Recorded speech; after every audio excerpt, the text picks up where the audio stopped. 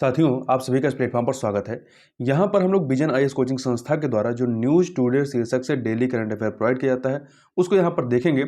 तो सबसे पहला टॉपिक है दक्षिण चीन सागर पर आचार संहिता को अंतर्राष्ट्रीय कानून के संगत होना चाहिए। ऐसा कहाँ पे कहा गया है? तो हाल ही में 9वीं ASEAN defence ministers meeting plus ये कहाँ पर संपन्न हुई है? तो कंबोडिया के सियम द्वीप पर। तो यहाँ पर संपन्न हुई इस बैठक को संबोधित करते हुए भारत के रक्षा मंत्री राजनाथ सिंह ने कहा कि दक्षिण चीन सागर पर आचार संहिता से जुड़े समझौतों को अंतर्राष्ट्रीय कानूनों के अनुरूप होना चाहिए। इसे विशेष रूप से संयुक्त राष्ट्र समुद्री कानून पर कन्वेंशन अंक्लाश, ये इंग्लिश में कहते हैं United Nation Convention on the Law of Sea, का पालन करना चाहिए। यह आचार संहिता आसियान और चीन के बीच निर्धारित है। इसका उद्देश्य दक्षिण चीन सागर में संघर्ष को कम करना है। दक्षिण चीन सागर में चीन के समुद्री और प्रादेशिक विस्तारवादी दावे आसियान के कुछ सदस्य देशों के साथ विवाद का कारण बना हुआ है। आप यहां मैप में देखें तो दक्षिण चीन सागर के जो अधिकांश द्वीप हैं उन पर जो है चाइना अपना अधिकार जताता है। तो इस वजह से जो आसियान के देश हैं जैसे वियतनाम हो गया, फिलीपींस हो गया, मलेशिया हो गया, ताइवान हो, इनसे जो है इनका एक विवाद है। और जो दक्षिण चीन सागर है इसके 80% हिस्से पर चाइना जो है अपना अधिकार जताता है। और इसने यहां पर जो है 9 आभासी जो है रेखाएं खींची हुई हैं और इसके तहत के क्षेत्र को वह अपना बताता है। पहले जो है यह 11 डैश लाइन थी, अब ये 9 डैश लाइन के से माध्यम से दिखाई जाती है। तो यहां के 80% हिस्से पर चाइना जो है वो दावा करता है 1949 से ही। आगे देखते हैं। देखिए, उपर्युक्त आचार संहिता को तैयार करने की प्रक्रिया जो है वर्ष 1992 में शुरू होती है। उस समय आसियान ने दक्षिण चीन सागर में प्रादेशिक विवादों पर अपना पहला वक्तव्य स्टेटमेंट जारी किया था। वर्ष 2002 में दक्षिण चीन सागर के पक्षकारों के लिए आचार घोषणा पर हस्ताक्षर किए गए थे। इस पर दिशा निर्देशों के मसौदे को वर्ष 2011 में अपनाया गया था। दक्षिण चीन सागर के महत्व की यदि बात करें तो इसके कई सारे एस्पेक्ट हैं, जैसे कि वैश्विक व्यापार में आर्थिक क्षमता और भू सामरिक अवस्थित। यदि वैश्विक व्यापार की बात करें तो विश्व के संपूर्ण समुद्री व्यापार का लगभग 1/3 जो है इसी क्षेत्र से होता है। हिंद प्रशांत क्षेत्र के साथ भारत का जो लगभग 55% व्यापार है, हिंद प्रशांत क्षेत्र के साथ भारत का जो लगभग 55% व्यापार है वो इसी क्षेत्र से होता है। आर्थिक क्षमता की बात करें तो यह जो क्षेत्र है दक्षिण चीन सागर, यह मत्स्य संसाधनों, तेल, गैस और दुर्लभ मृदा धातुओं का भंडार से समृद्ध है। साथ ही भू सामरिक अवस्थित के हिसाब से देखें तो यह प्रशांत महासागर को हिंद महासागर से जोड़ने का कार्य करता है। भारत का पक्ष देखें इस पूरे विवाद को लेकर के जो यहाँ पे दक्षिण चीन सागर में होता है आसियान देशों और चाइना के मध्य में, तो ऐतिहासिक रूप से देखें तो भारत ने दक्षिण चीन सागर में देशों के प्रतिस्पर्धी दावों को संतुलित करने का प्रयास किया है। इस मामले में भारत जो है चीन को नाराज करने से बचता रहा है। परंतु हालांकि अब देखा गया कि भारत के हालिया वक्तव्यों से पता चलता है कि भारत इस मामले में अधिक सक्रिय भूमिका निभाने की दिशा में आगे बढ़ रहा है। भारत के रुख में यह बदलाव उसकी एक्ट ईस्ट नीति, पहले लुक ईस्ट नीति थी, अब एक्ट ईस्ट नीति है। तो एक्ट ईस्ट नीति और समग्र हिंद प्रशांत विजन से निर्देशित है। आगे पढ़ने से पहले हम लोग यहां पे अंक्लाश के बारे में देखते हैं। अंक्लाश अर्थात संयुक्त राष्ट्र समुद्री कानून पर कन्वेंशन। तो अंक्लाश जो है यह विश्व के महासागरों और समुद्रों के लिए कानून एवं व्यवस्था हेतु व्यापक प्रावधान करता है। इसमें महासागरों और उनके संसाधनों के समस्त उपयोगों को शामिल करने वाले नियम बनाए गए हैं। इसे वर्ष 1982 में 1982 में जो है अपनाया गया था, दिसंबर 1982 में। मतलब इस पर सिग्नेचर होते हैं। और ये प्रभावी कब होता है? तो ये प्रभावी जो होता है 16 नवंबर 1994 में, 16 नवंबर 1994 को 1994 को यह प्रभावी होता है। भारत ने भी इस कन्वेंशन पर हस्ताक्षर किए हुए हैं। तो ये चीज आपको याद रखनी है। आगे बढ़ते हैं। अगला है समावेशी समृद्धि को बढ़ावा देने के लिए राज्यों ने नीति आयोग जैसी ही एक संस्था राज्य स्तर पर भी बनाने की मांग की है। ये कुछ राज्यों ने नीति आयोग से राष्ट्रीय भारत परिवर्तन संस्था नीति आयोग की तर्ज पर राज्य परिवर्तन संस्थाएं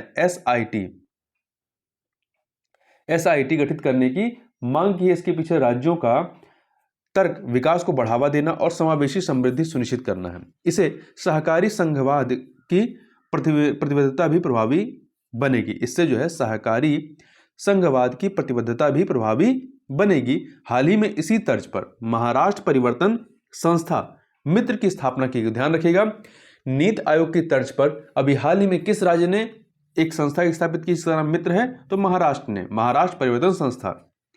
यदि हम बात करें कि राज्य परिवर्तन संस्था की आवश्यकता क्यों है, तो देखिए बुनियादी सेवाओं के वितरण में वित्त की उपलब्धता की तुलना में यदि देखा जाए तो राज्य की क्षमता और अभिशासन संबंधी जो गवर्नेंस है, तो अभिशासन संबंधी खामियां बड़ी चुनौतियां हैं।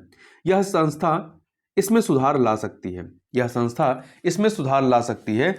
दूसरा, सेवा वितरण में कमियां गरीबों को अधिक नुकसान पहुंचाती है, यह संस्था इन कमियों को भी दूर कर सकती है। तीसरा, राज्य क्षमता का निर्माण अधिक लाभकारी है क्योंकि यह 10 से 20 गुना अधिक लागत प्रभावी होगी। यदि हम बात करें राज्य परिवर्तन संस्था SIT के महत्व के बारे में, तो लोकतांत्रिक जवाबदेही को राज्यों में भी स्थानांतरित किया जा सकता है। 14वें वित्त आयोग की सिफारिशों के बाद राज्य अपनी बढ़ी हुई राजकोषीय क्षमताओं का लाभ उठा सकेंगे और ये किसी नीति निर्माण के परीक्षण के लिए मूल्यवान प्रयोगशालाएं सिद्ध हो सकती है। मतलब कोई पॉलिसी है, ये जो राज्य स्तर पर सही साबित होती है तो उसे जो है पूरे देश के स्तर पर लागू किया जा सकता है। तो इस प्रकार से एक पायलट प्रोजेक्ट चलाया जा सकता है या प्रयोगशाला के रूप में इसका इस्तेमाल हो सकता है। राज्यों की क्षमता निर्माण के लिए जो नीति आयोग अभी वर्तमान में कार्य कर रही है, इसकी क्या इनिशिएटिव है या पहले हैं? तो देखिए, पहला है अवसंरचना परियोजनाओं के लिए राज्यों को विकास समर्थन सेवाएं शुरू की गई हैं। इससे अवसंरचना परियोजनाओं का निरंतर वितरण सुनिश्चित किया जा सकेगा। दूसरा, state finance and coordination vertical का गठन किया गया है। इसका उद्देश्य समष्टि आर्थिक, वित्तीय और सामाजिक संकेतकों पर राज्यवार डेटाबेस बनाए रखना है। तीसरा, राज्य सहायता मिशन शुरू किया गया है। यह राज्यों की विकास रणनीतियों को उत्प्रेरित करने के लिए अत्याधुनिक परियोजनाओं की शुरुआत करेगा। इसके लिए यह एक बहुविषयक इकोसिस्टम के रूप में कार्य करेगा। आगे बात करते हैं मादक पदार्थों और अपराध पर संयुक्त राष्ट्र कार्यालय UNODC, जिसे इंग्लिश में कहते हैं United Nations office on drugs and crime, ने वन्य जीवों के अवैध व्यापार तथा जलवायु परिवर्तन पर एक रिपोर्ट जारी की है। यह रिपोर्ट जो है अवैध वन्यजीव व्यापार के पारिस्थितिकी तंत्र की कार्यप्रणाली और जलवायु को प्रभावित करने वाली प्रक्रियाओं पर पड़ने वाले व्यापक प्रभावों को रेखांकित करती है। मतलब कि यदि वन्यजीवों का अवैध व्यापार होता है तो उसका जलवायु परिवर्तन पर क्या इफेक्ट पड़ेगा, इस चीज को ही इस रिपोर्ट में दर्शाया गया है। यह अवैध वन्यजीव व्यापार और जलवायु परिवर्तन के बीच निम्नलिखित 5 प्रकार के संबंधों का वर्णन करती है। पहला संबंध क्या है? कार्बन का भंडारण करने वाली बड़े आकार की प्रजातियां। तो देखिए, वनों से इमारती लकड़ी प्रदान करने वाली मजबूत वृक्ष प्रजातियों को हटाने से दीर्घकालिक कार्बन प्रच्छादन स्क्वेस्ट्रेशन रुक जाता है, मृदा कार्बन प्रभावित होती है और वन नवीनीकरण प्रक्रिया सीमित हो जाती है। देखिए, कार्बन प्रच्छादन का मतलब क्या है? इसके तहत कार्बन को वातावरण से हटाकर उसे ठोस अथवा द्रव रूप में संग्रहित किया जाता है। अगला है पारिस्थितिकी तंत्र में एक इंजीनियर की भूमिका जो है ये वन्यजीव निभाते हैं। देखिए, अवैध वन्यजीव व्यापार का शिकार हो रही कई वन्यजीव प्रजातियां पारिस्थितिकी तंत्र में इंजीनियर की भूमिका निभाती हैं। ये ऐसी प्रजातियां हैं जो अपने पर्यावरण में समय पर व्यापक बदलाव लाती रहती हैं। अगला है विशेष कार्यात्मक लक्षणों वाली प्रजातियां। देखिए, ऐसी प्रजातियां पारिस्थितिकी तंत्र सेवा आपूर्ति को अधिक तेजी से संतुलित करती हैं। जैसे पेंगोलिन कीटों की आबादी को नियंत्रित करते हैं। जो पेंगोलिन होते हैं ये क्या करते हैं? चींटी वगैरह खाते हैं, तो ये कीटों की आबादी को नियंत्रित करते हैं। जैव विविधता और पारिस्थितिकी तंत्र सेवाओं की सह अवस्थिति के बारे में, यदि जैव विविधता रहेगी तो पारिस्थितिकी तंत्र सेवाएं भी आपको बड़े पैमाने पर मिलेगी। देखिए, अवैध वन्यजीव व्यापार से अत्यधिक प्रभावित पर्यावास हैबिटेट भौगोलिक रूप से उन स्थलों को भी प्रभावित कर सकते हैं जो कार्बन भंडारण करने के अलावा महत्वपूर्ण पारिस्थितिकी तंत्र सेवाएं प्रदान करते हैं। कमजोर गवर्नेंस की बात करें तो अवैध वन्यजीव व्यापार कमजोर निगरानी और प्रवर्तन व्यवस्था, संगठित अपराध पर नियंत्रण का अभाव आदि से जुड़े कमजोर पर्यावरणीय गवर्नेंस को भी उजागर करता है। UNODC United nation office on drug and crime नशीले पदार्थों के अवैध उपयोग और अंतर्राष्ट्रीय अपराध की समस्या को संबोधित करने वाला मुख्य वैश्विक संगठन है।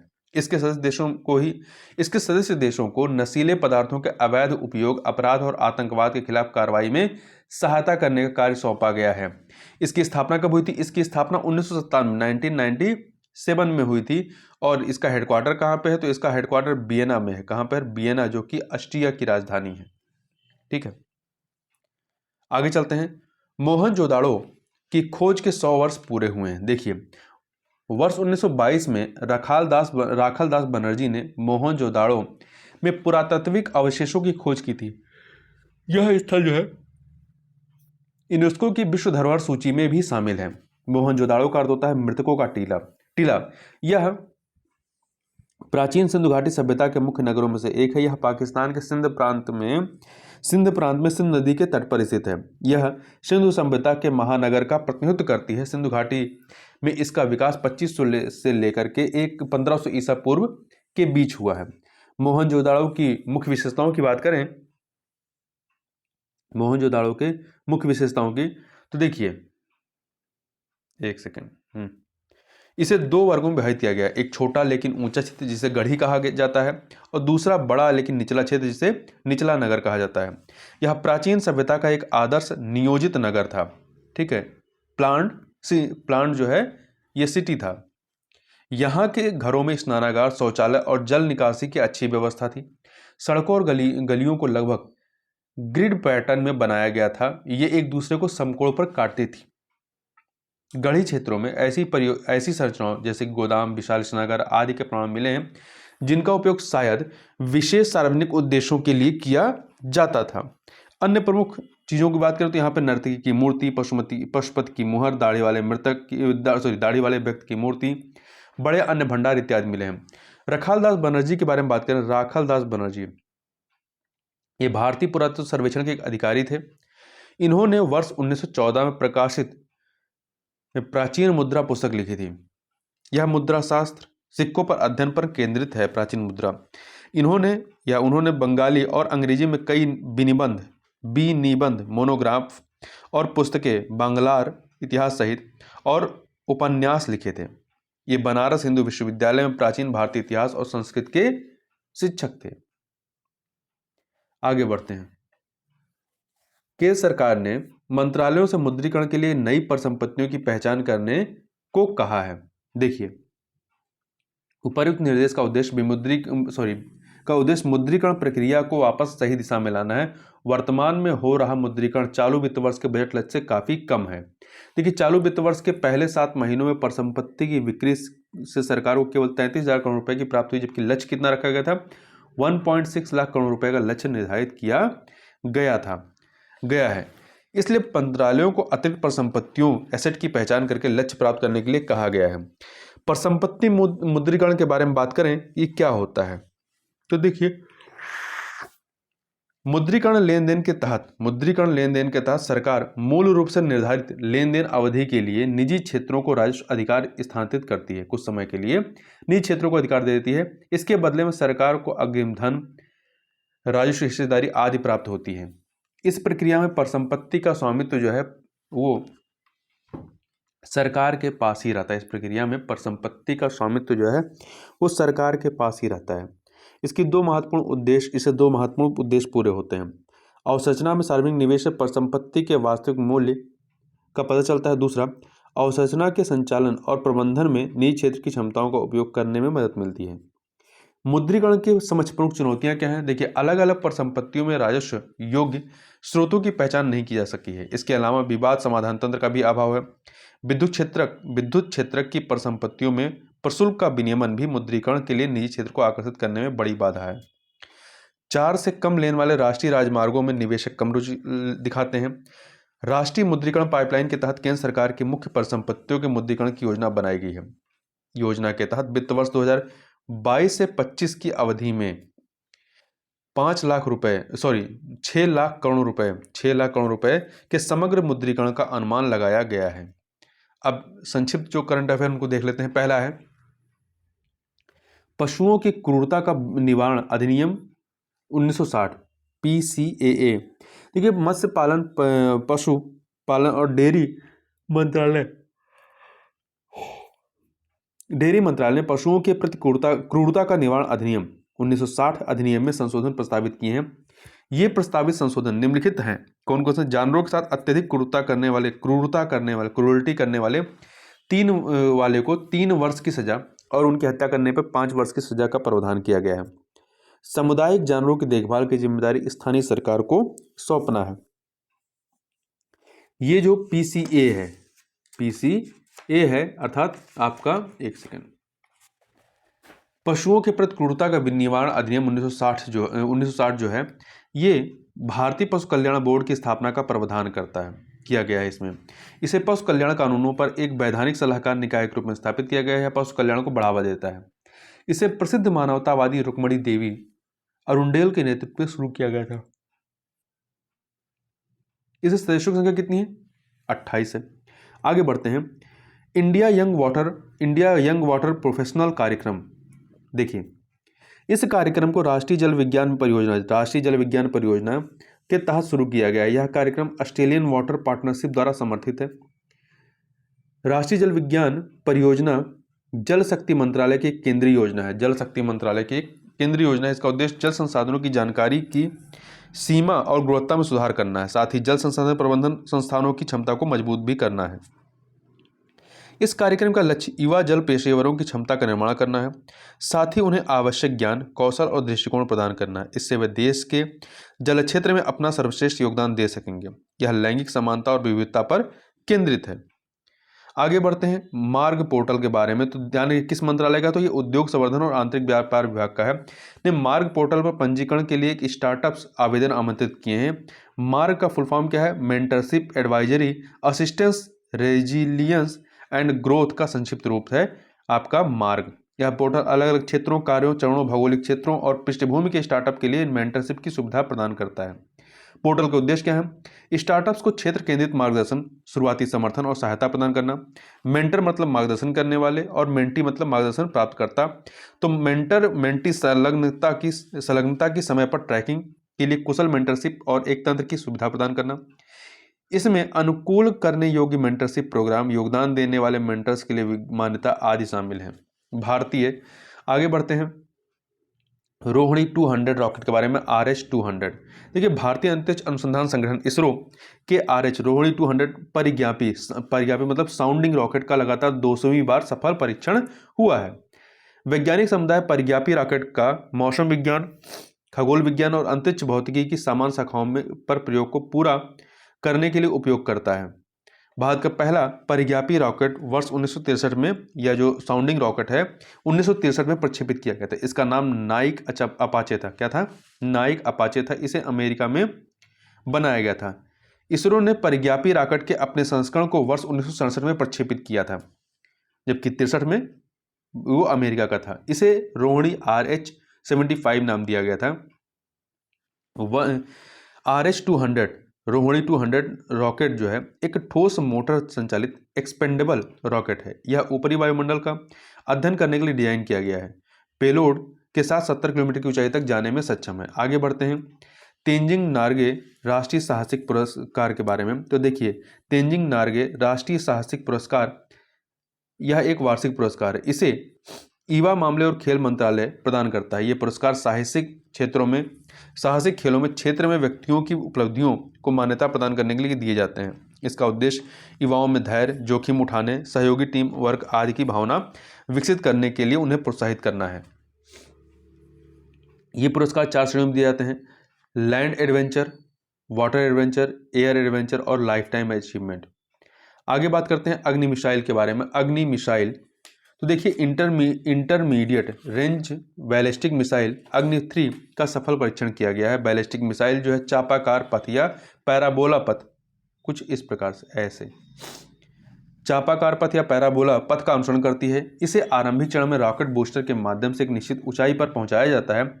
इसके बाद बूस्टर अलग हो जाते हैं और मिसाइल गुरुत्वाकर्षण बल के कारण पृथ्वी की ओर तेजी के साथ गिरते हुए लक्ष्य पर हमला कर देती है। अग्नि 3 की मारक क्षमता 3000 किलोमीटर से अधिक है। यह 1.5 टन से अधिक का पेलोड ले जाने में सक्षम है। अग्नि श्रृंखला की मिसाइलें भारत के परमाणु हथियारों को वारहेड के रूप में ले जाती हैं।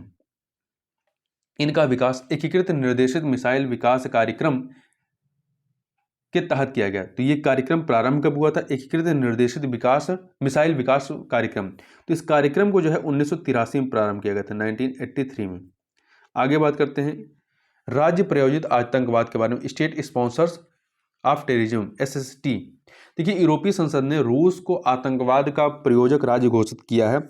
SST अर्थात राज्य प्रायोजित आतंकवाद का अर्थ एक ऐसा देश द्वारा उद्देश्यपूर्ण रूप से अन्य देशों या लोगों के समूह के खिलाफ आतंकवादियों का उपयोग करना या आतंकवादी संगठनों को सहायता देना है। यह उस देश की विदेश नीति का एक साधन होता है, जैसे कि यूरोपीय आयोग का कहना है या यूरोपीय संसद का कहना है कि रशिया का है। वर्तमान में अमेरिका ने 4 देशों क्यूबा, उत्तर कोरिया, ईरान और सीरिया को जो है राज्य प्रायोजित आतंकवाद घोषित किया। किसको? क्यूबा, उत्तर कोरिया, ईरान और सीरिया। इसका अर्थ यह है कि रक्षा निर्यात प्रतिबंध और वित्तीय प्रतिबंधों के अधीन है। इसका अर्थ है कि वह रक्षा निर्यात प्रतिबंध और वित्तीय प्रतिबंधों के अधीन है। आगे बात करते हैं साइट्स के बारे में। तो साइट्स का फुल फॉर्म है वन्य जीवों और वनस्पतियों की संकटग्रस्त प्रजातियों के अंतर्राष्ट्रीय व्यापार अभिसमय के संबंध में। तो साइट्स इसके अतिरिक्त COP19 में पक्षकारों से फार्माकोपिया की हिंदी होती है भेषज संहिता से पेंगोलिन के संदर्भों को हटाने का आग्रह किया गया। फार्माकोपिया का मतलब होता है अनुमोदित दवा मानकों का एक आधिकारिक संग्रह है। अनुमोदित दवा मानकों का एक आधिकारिक संग्रह है, मतलब ये कहा गया कि पेंगोलिन के संदर्भ हटा दी जिससे कि पेंगोलिन को मारा ना जा सके।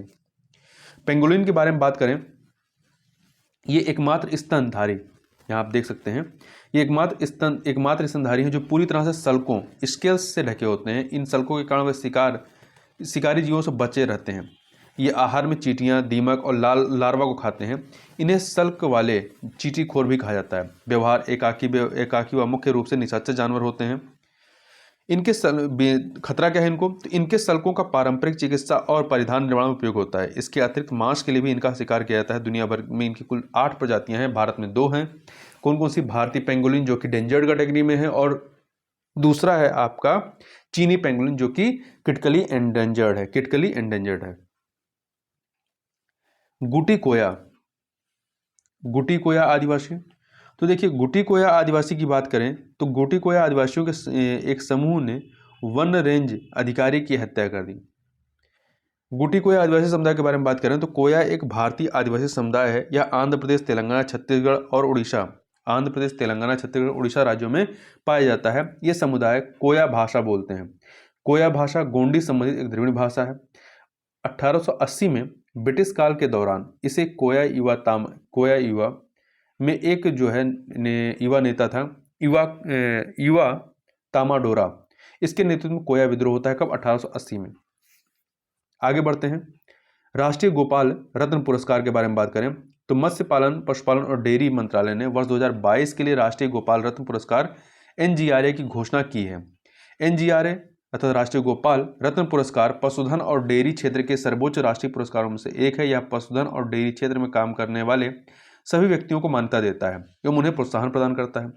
ये पुरस्कार 3 श्रेणियों में दिए जाते हैं। स्वदेशी मवेशियों और भैंसों की नस्लों को पालने वाले सर्वश्रेष्ठ डेयरी किसान। दूसरा, सर्वश्रेष्ठ कृत्रिम गर्भाधान तकनीशियन को। तीसरा, सर्वश्रेष्ठ डेयरी सहकारी दुग्ध उत्पादक कंपनी, डेयरी किसान उत्पादक संगठन। तो ये 3 श्रेणियां होती हैं। देखिए, ये पुरस्कार राष्ट्रीय गोकुल मिशन के तहत प्रदान किए जाते हैं। यह मिशन स्वदेशी नस्लों के विकास और संरक्षण संबंधित किससे है? स्वदेशी नस्लों के विकास से। और ये जो आपका मिशन है राष्ट्रीय गोकुल मिशन, कब प्रारंभ किया गया था? 28 जुलाई 2014 में। आगे बढ़ते हैं, गरुण शक्ति अभ्यास। देखिए, गरुण शक्ति अभ्यास और एक गरुण अभ्यास है। गरुण शक्ति अभ्यास भारत और इंडोनेशिया के विशेष बलों के बीच एक द्विपक्षीय संयुक्त प्रशिक्षण अभ्यास है। ठीक है। और वहीं गरुण जो है वो भारत और फ्रांस के बीच एक संयुक्त वायुसेना अभ्यास है। दोनों में याद रखिएगा। तो इस प्रकार से इस वीडियो में बस इतना ही। मिलते हैं नेक्स्ट वीडियो में, तब तक के लिए बहुत बहुत धन्यवाद।